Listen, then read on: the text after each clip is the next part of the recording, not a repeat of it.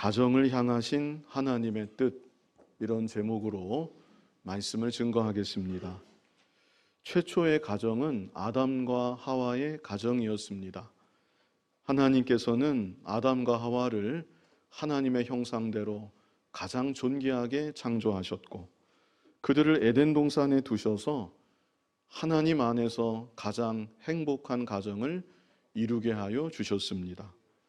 그러나 아담과 하와가 하나님께서 금하신 선악과를 먹음으로 죄를 지었고, 그때로부터 아담과 하와의 가정에는 여러 문제들이 생겨나게 되었습니다.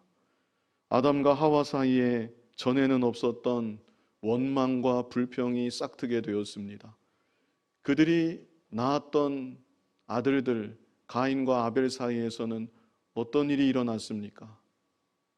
가인이 아벨을 죽이는 이 끔찍한 일이 가정 안에 일어나고 말았습니다. 그 일이 있은 직후 가인은 부모 곁을 떠나서 부모와 자식 간에도 깊은 골이 생기고 말았습니다. 아담과 하와의 가정만이 아닙니다. 요즘 우리가 오후 예배와 밤 예배 때 사무엘 성경을 보고 있는데, 사무엘 성경에 나오는 가정들 가운데 문제없는 가정을 찾기란 여간 어려운 일이 아닙니다. 엘리 제사장의 가정, 사무엘 선지자의 가정, 사울의 가정, 다윗의 가정, 너나 할 것 없이 얼마나 많은 갈등과 불화가 가정들 가운데 있었는지 모릅니다. 오늘날 우리들의 가정은 어떻습니까? 문제가 하나도 없는 가정은 아마 없을 것입니다. 그러나 이런 가운데 우리가 기억해야 될 것은 가정을 세우시는 분은 하나님이시라는 사실입니다.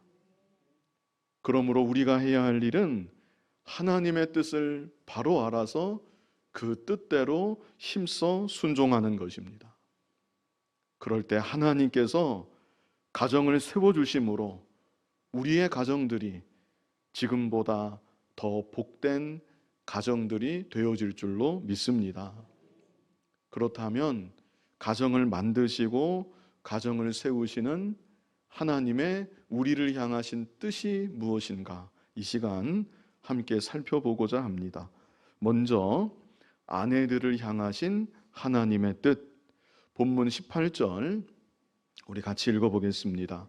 아내들아 남편에게 복종하라. 이는 주 안에서 마땅하니라. 아내들을 향하신 하나님의 뜻은 남편에게 복종하라는 것입니다. 그런데 오늘날 현대인들은 복종이라는 단어 자체를 별로 좋아하지 않습니다. 특별히 여자분들의 경우 가부장적인 사회 구조 속에 오랜 세월 억압과 차별을 경험해 왔었기 때문에 복종이라는 말을 자신의 자유를 억압하고 그러면서도 그것을 정당화시키는 나쁜 말로 인식하는 경향이 있는 것 같습니다. 그러나 성경에서 말씀하는 복종은 세상적인 개념의 복종과는 다른 것입니다. 무엇이 다른 것인가? 세상적인 복종은 권위적이고 억압적인 관계에서 이루어집니다. 그러나 성경적인 복종은 사랑과 신뢰의 관계에서 이루어지는 것입니다. 세상적인 복종은 힘 있는 쪽이 일방적으로 복종을 강요하는 경향이 있습니다. 그러나 성경적인 복종은 기쁘고 자발적인 마음으로 상대를 인정하고 상대를 존중하는 것입니다. 상대를 인정하는 것, 상대를 존중하는 것, 그것이 바로 성숙한 믿음이고 아름다운 믿음의 열매라고 할 수 있습니다. 가정을 만드신 하나님은 가정을 통해서 우리들 모두를 양육해 나가십니다. 그렇다면 아내된 자들을 하나님께서는 어떻게 양육해 나가시는 것인가? 그것은 가정에서 자신의 남편에게 복종하는 일을 통해 양육해 가시는 것입니다.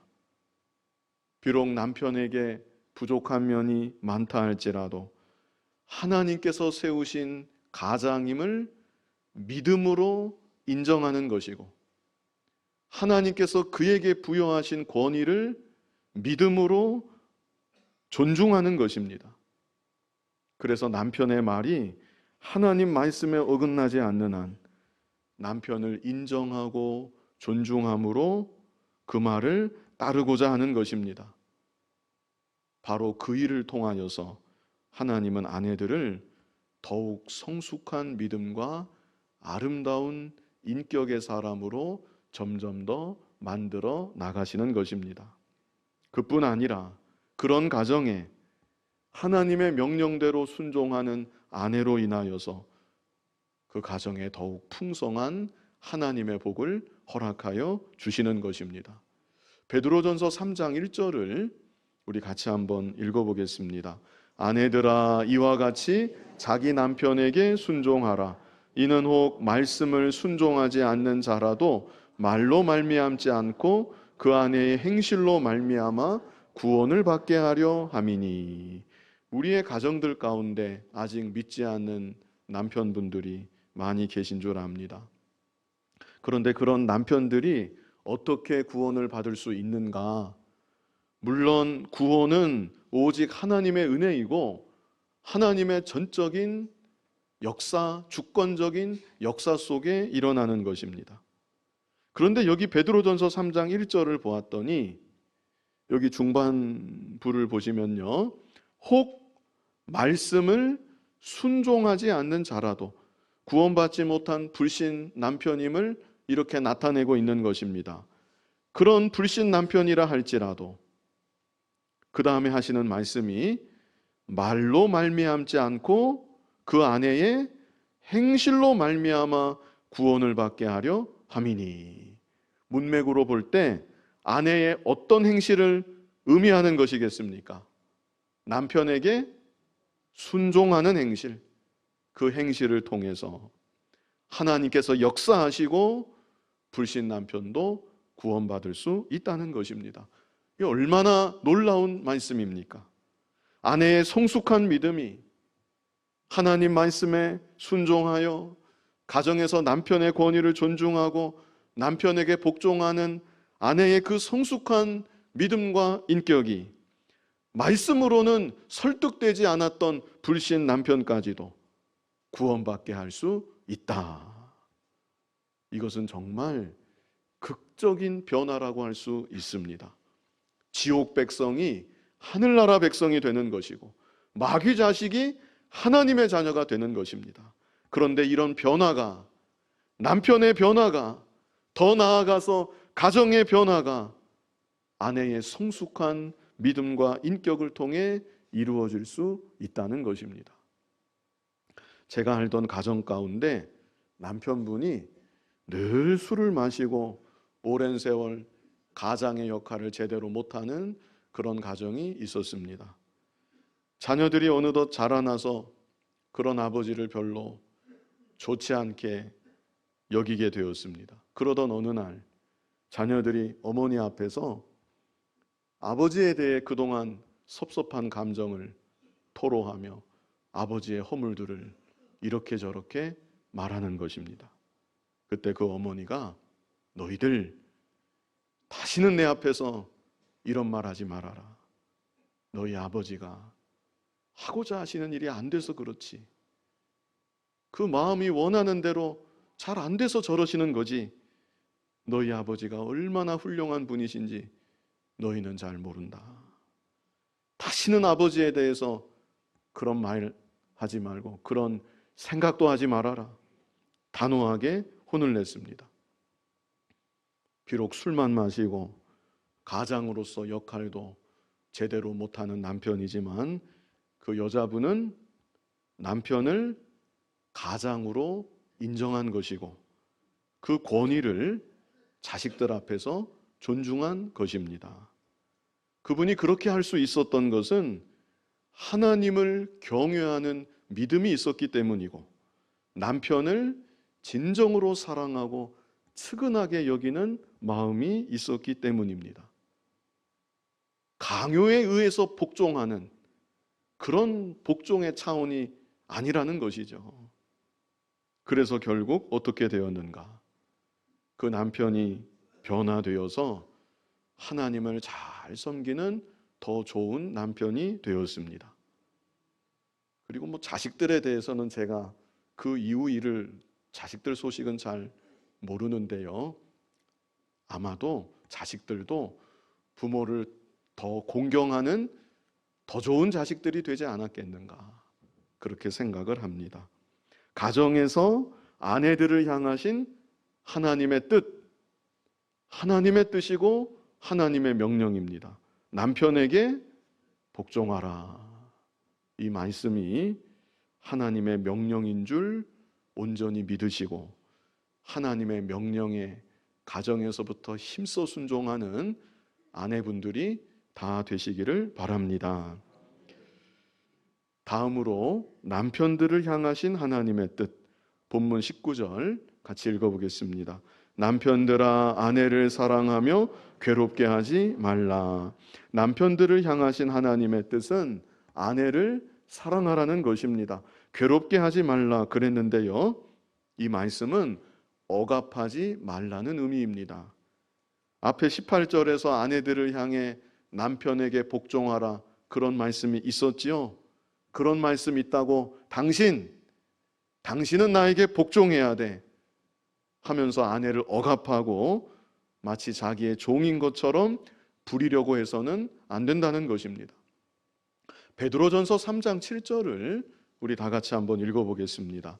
남편들아 이와 같이 지식을 따라 너희 아내와 동거하고 그를 더 연약한 그릇이요 또 생명의 은혜를 함께 이어받을 자로 알아 귀히 여기라.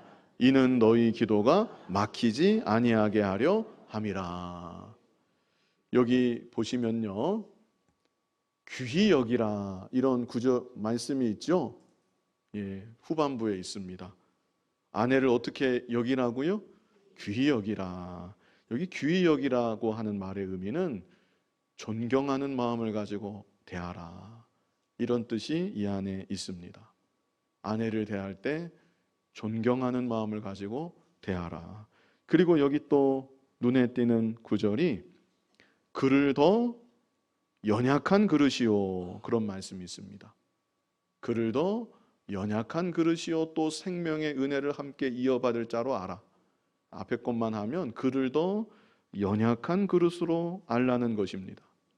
이 말씀은 남편들이 아내를 대할 때 그냥 자기 기분대로 그렇게 함부로 말하고 함부로 대해서는 안 되고 더 연약한 그릇이라고 말씀했으니까 깨지기 쉬운 그 유리 그릇 같은 그런 그릇을 대하는 심정으로 말 한마디를 하더라도 좀 더 조심스럽게 하고 표정이나 행동을 통해서도 혹 상처받지 않도록 그렇게 배려하면서 아내를 대해 주어야 한다는 것을 말씀하고 있는 것입니다.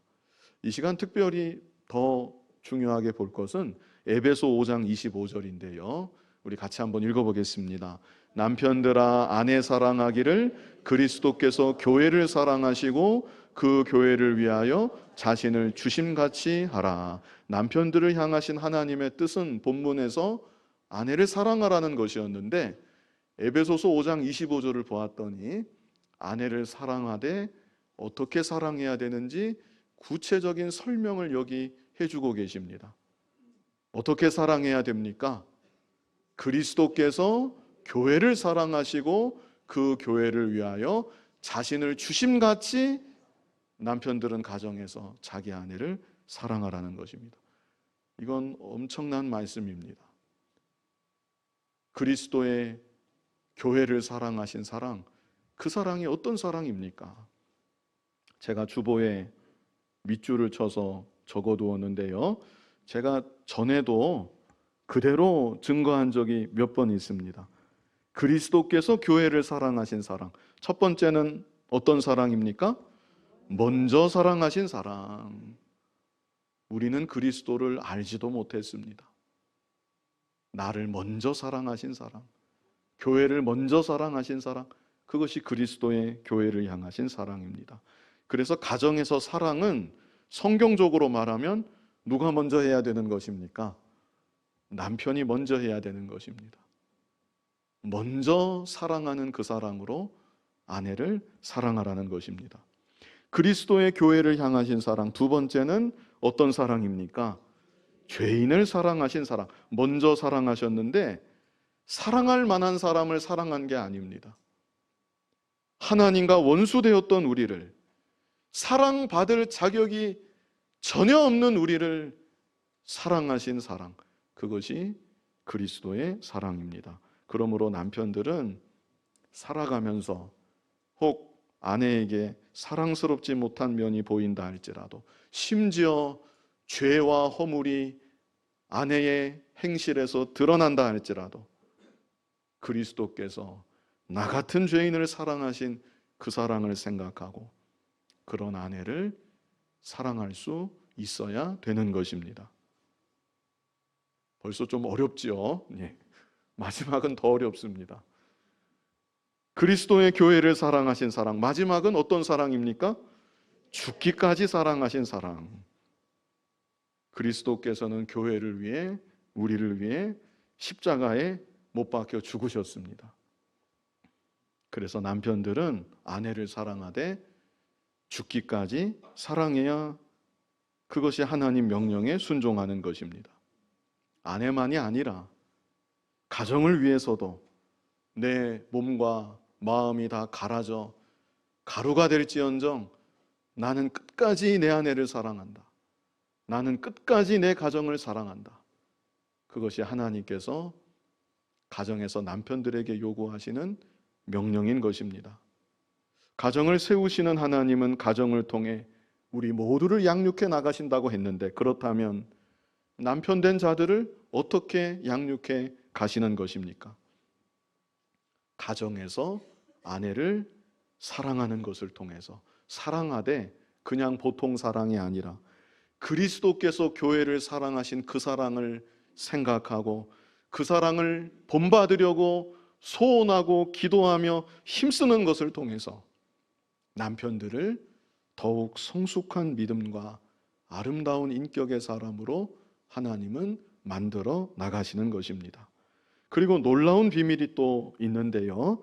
에베소서 5장 26절로 27절 우리 같이 읽어보겠습니다. 이는 곧 물로 씻어 말씀으로 깨끗하게 하사 거룩하게 하시고 자기 앞에 영광스러운 교회로 세우사 티나 주름 잡힌 것이나 이런 것들이 없이 거룩하고 흠이 없게 하려 하심이라. 아멘. 그리스도의 교회를 향하신 그 사랑으로 말미암아 교회는 영광스러운 교회로 세워진다.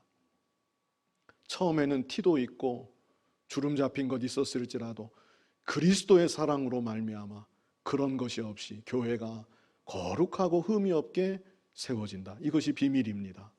마찬가지로 남편들의 사랑으로 인해서, 그 사랑은 보통 사랑이 아니라 그리스도를 본받아 나아가는 그 사랑으로 인해서 아내는 영광스러운 아내가 될 수 있고 가정도 영광스러운 가정이 될 수 있다는 것을 말씀해 주고 있는 것입니다.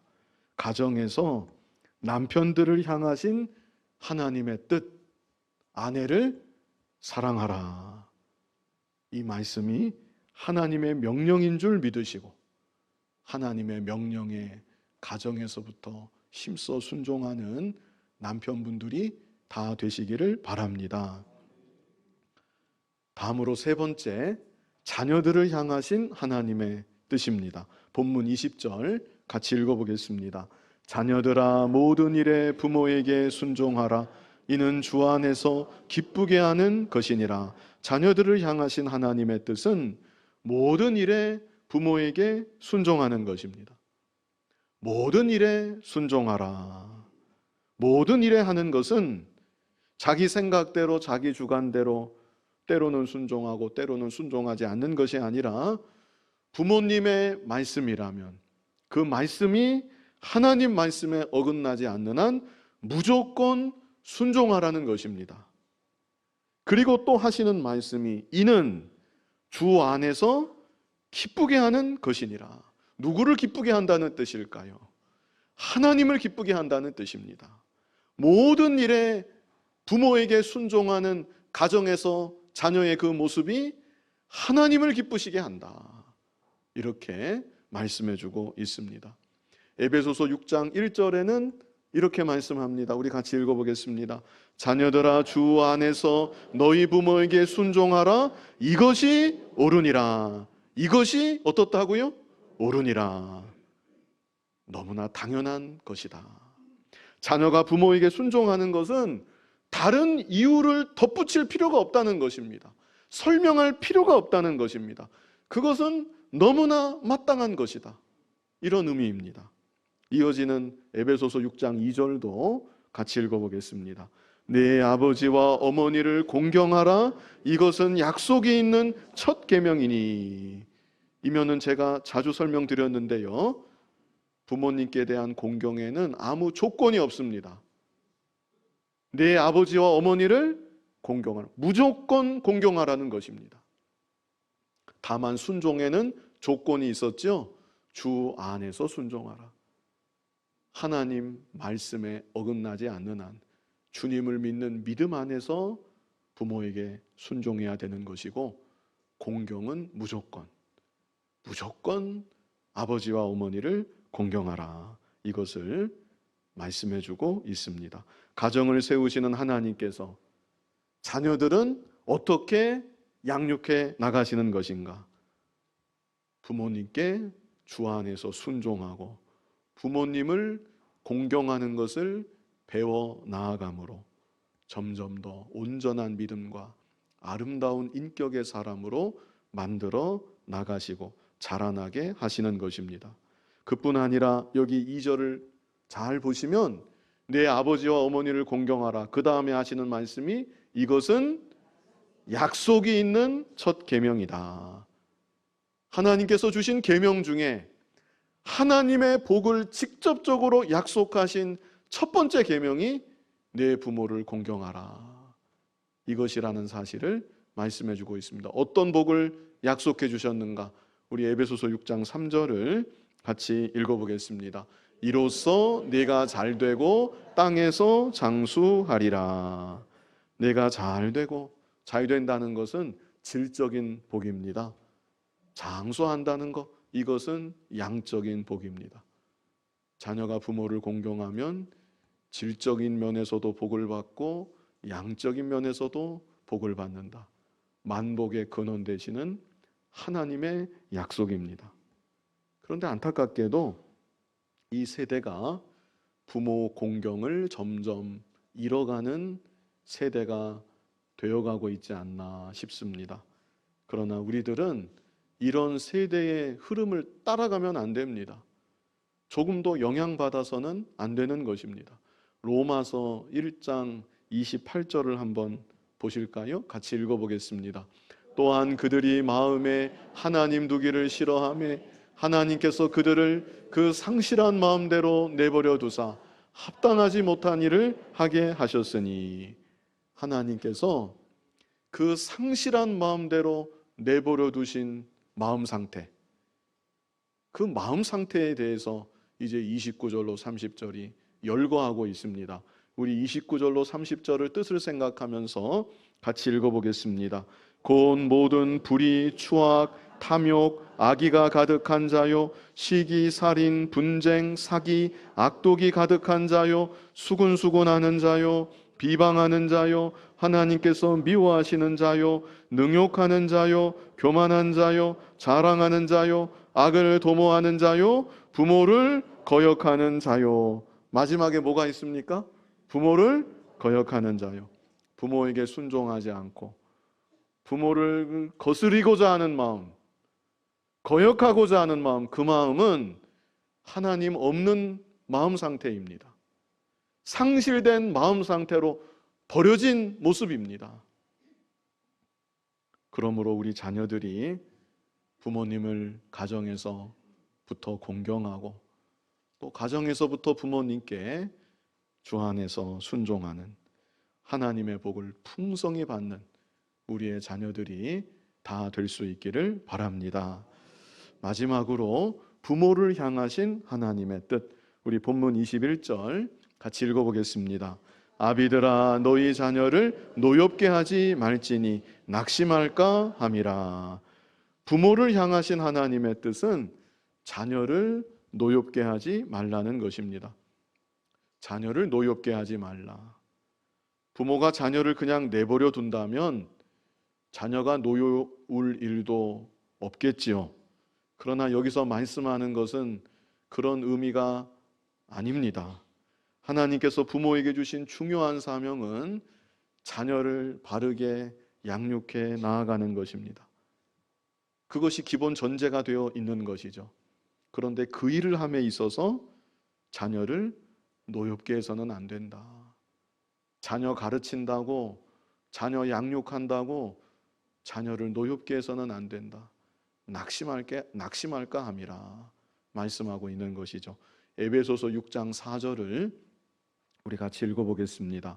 또 아비들아 너희 자녀를 노엽게 하지 말고 오직 주의 교훈과 훈계로 양육하라. 왜 자녀를 노엽게 하는 것인가?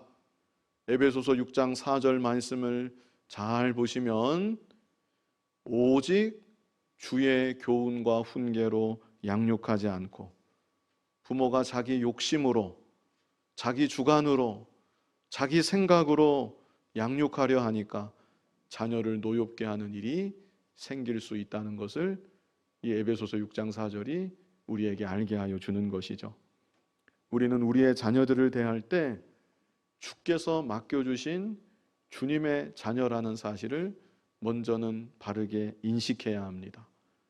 그래서 자녀들을 양육할 때에도 오직이라고 여기 그랬죠? 오직이 중요합니다. 오직 주의 교훈과 훈계로 양육하기를 힘써야 되는 것입니다. 내 주관을 내려놓고 내 욕심을 내려놓고 오직 주의 교훈과 훈계로 양육하라. 주의 교훈은 곧 하나님의 말씀입니다. 그리고 훈계는 자녀가 하나님 말씀을 거역할 때, 곁길로 나갈 때 부모가 자녀를 잘 다스리고 훈육해야 된다는 것을 가르쳐주고 있는 것입니다. 중요한 것은 자녀 교육의 핵심이 하나님의 말씀이라는 것입니다. 그래서 부모들은 가정에서부터 자녀에게 하나님의 말씀을 가르쳐야 되는 것입니다. 교회에만 맡기는 것이 아니라 부모가 가정에서부터 성경 교사가 되어서 자녀들에게 말씀을 직접 가르쳐야 되는 것입니다. 그리고 또 중요한 것은 부모가 입으로만 말씀을 가르치는 것이 아니라 실제 삶을 통해서 부모 자신이 말씀대로 순종하는 삶을 통해서 순종의 본을 자녀에게 보여줘야 되는 것입니다. 신명기 6장 4절로 9절을 신명기 6장 6절부터 9절 우리 같이 한번 읽어보겠습니다.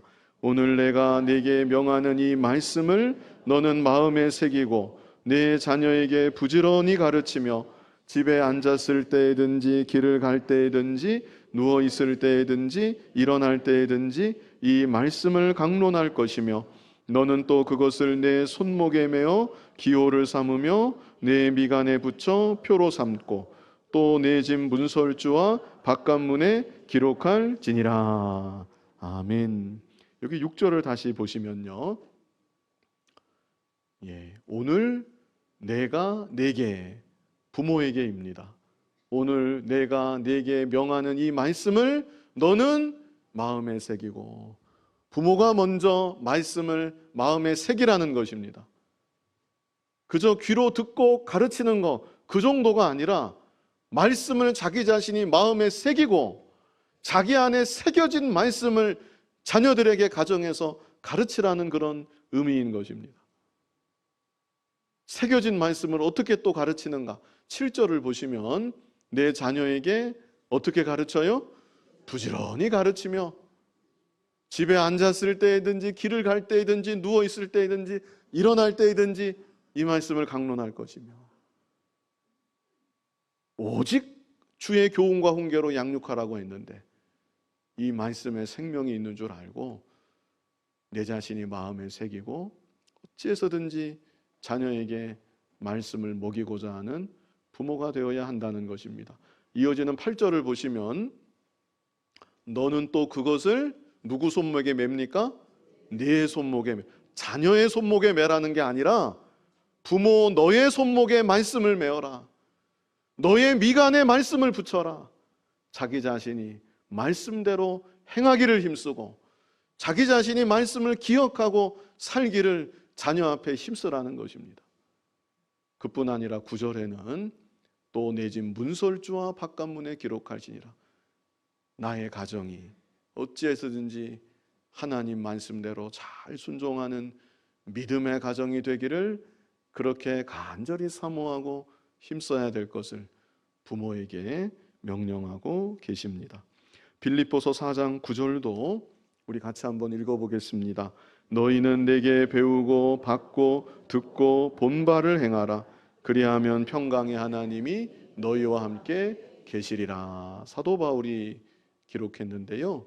너희는 내게 배우고 또 말씀을 받고 듣고 그 다음에는 뭐라고 했습니까? 본 바를 행하라. 사도 바울이 직접 말씀대로 살아가는 그 모습을 보고 본대로 행하라. 이렇게 여기 기록하고 있습니다.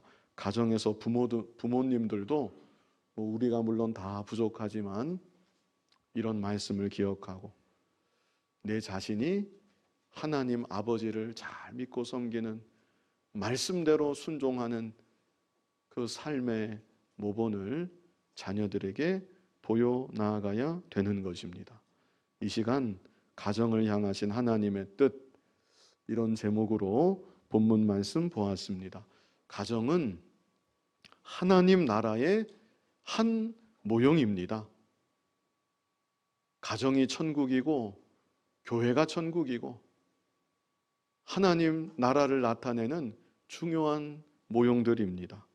그러므로 가정에, 교회도 마찬가지지만 가정에 하나님을 주인으로 모셔야 되는 것이고 가정에서부터 하나님의 뜻에 힘써 순종해야 되는 것이고 그래서 하나님께서 우리들의 가정을 불쌍히 여겨주시고 하나님께서 우리들의 가정을 세워주심으로 가장 아름답고 행복한 가정들이 그리고 우리들 모두가 될 수 있기를 간절히 바랍니다.